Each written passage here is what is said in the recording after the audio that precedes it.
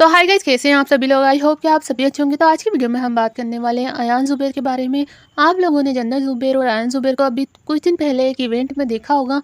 वहां पर photographer Pep's ने उनकी फ़ोटोज़ और वीडियोस वगैरह ली।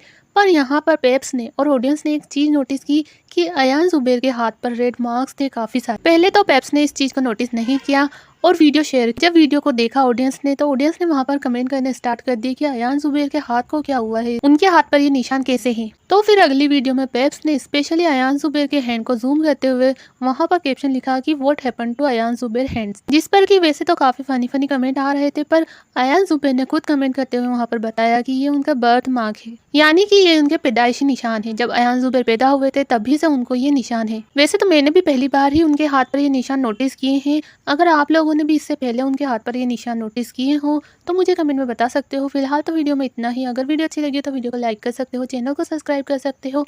मैं मिलती हूँ आपसे ऐसी ही नई वीडियो के साथ। बाय।